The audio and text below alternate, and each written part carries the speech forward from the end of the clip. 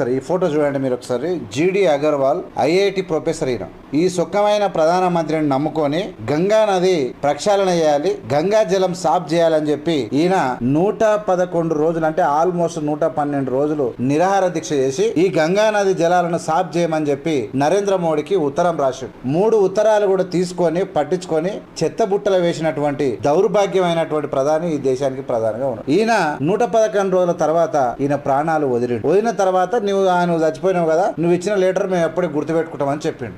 ఇలా మణిపూర్ లో మహిళలను బట్టలిప్పి కొట్టి చంపేస్తే కూడా ఒక్క మాట మాట్లాడని ప్రధాని ఈ ప్రపంచంలో ఎవడన్నా ఉన్నాడా అంటే నరేంద్ర మోడీ. ఈ దేశంలో ఏమైనా జరగని, నీకు ఉద్యోగాలు రాకపోని, ఈ దేశము జీడిపి సత్యనాశ అయిపోని, ఆదాని అంబానీలు మొత్తం దోసుక తినని, అడ్డగోలిగా ధరలు పెరగని, నిరుద్యోగంతో తల్లడిల్లిపోని, రూపాయి వాల్యూ డాలర్తో పోల్చుకుంటే 96 రూపాయలు కానీ మీరు ఏమైపోని, నాకు సంబంధం లేదు, నాకు మత శిచ్చు రెడీగా ఉన్నది, దాడులు చేస్తాము, అడ్డగోలి సమాలాన్ని సీల్ చేస్తాం, మత పిచ్చికి ఊగే వాళ్ళు మా తాన మస్తు మంది ఉన్నారు అన్నటువంటి ధైర్యంతో ఏ సంస్థ మీద ప్రజలకు నమ్మకం లేని పరిస్థితి తీసుకొచ్చినటువంటి దుర్మార్గమైన వ్యవస్థ నరేంద్ర మోడీ చేస్తా ఉన్నాడు.